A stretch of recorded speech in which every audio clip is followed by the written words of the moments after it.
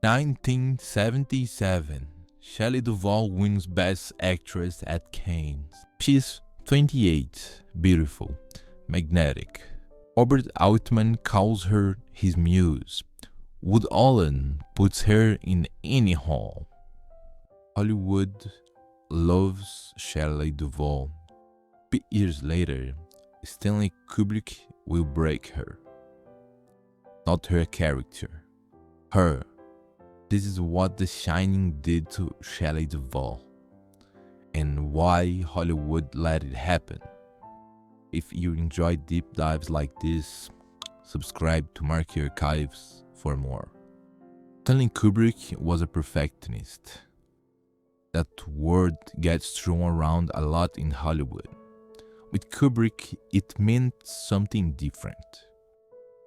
It didn't print a single take until at least the 35th. 35 takes minimum before he would even consider it. When Kubrick cast The Shining, Stephen King wanted Jessica Lange to play Wendy Torrance. Kubrick chose Shelley Duvall. He chose her specifically because she looked vulnerable. The shoot was scheduled for 17 weeks, lasted 56. Over a year, 6 days a week, up to 16 hours a day.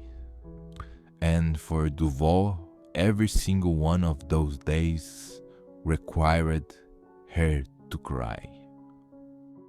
Not pretend to cry, actually cry 12 hours a day for 9 months straight. She said later her body started to rebel. She would wake up on Monday mornings and just start crying because she knew what was coming. Kubrick's own daughter filmed a documentary on set. In it, you can hear Kubrick say to the crew, "Don't sympathize with Shelley." He told the entire crew to ignore her. No comfort, no encouragement, no kind words. He wanted her isolated, because isolation creates fear. The baseball bat scene, Duvall backing up the stairs, swinging at Nicholson, one of the most famous scenes in our history. 127 takes. The Guinness World Record for the most takes of any scene with dialogue ever filmed. By the end, Duvall's hands were raw and bleeding. Her throat was hoarse from screaming. She was severely dehydrated, and her hair was falling out.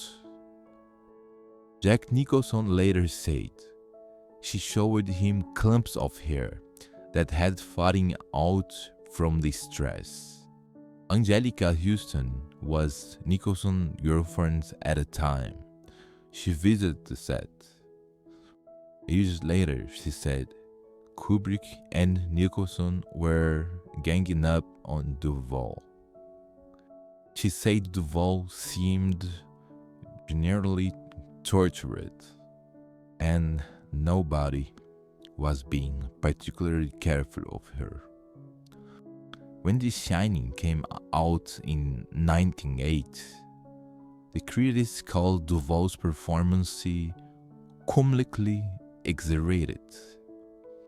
She won a Golden Raspberry, the Worst Actress Award, for a performance that was real. Her terror was real, her tears were real, her exhaustion was real, and they gave her an award for worst acting. The Razzies resigned that award in 2022, 42 years too late. After The Shining, Duvall kept working. She created Fairy Tale Theater, won a Peabody Award. She appeared in 19 more films, but something had changed. She told People magazine in 1981, "I will never give that much again. If you want to get into paint and call it art, go ahead, but not with me." In the 90s, Duvall moved back to Texas. She stopped acting, stopped appearing in public.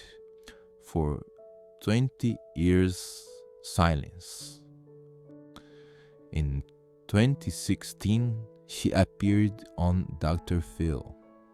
She was visibly unwell, confused, fragile. The episode was called "A Hollywood Star's Descent into Mental Illness." The backlash was immediate. People said she would be exploited again, first by Kubrick, then by television. In 2021, a journalist visited her in Texas. He found her happy, sharp, full of stories. Her community adored her. They called her the neighborhood aunt. She was at peace. On July 11th, 2024, Shelley Duvall died in her sleep. She was 75. Her partner of 34 years said, "Too much suffering lately. Now she is free. Fly away, beautiful Shelley." The Shining is considered one of the greatest horror films ever made, and Shelley Duvall's performance is the reason it works. Not Nicholson's madness, her fear. Because her fear was real, and that's the question nobody wants to answer. Is still a masterpiece if someone was destroyed to make it? Kubrick got his perfect film. Duvall got 40 years of silence. She deserved better, and she deserved it while she was still alive. Thanks for watching. Click here to watch more, and subscribe if you haven't already.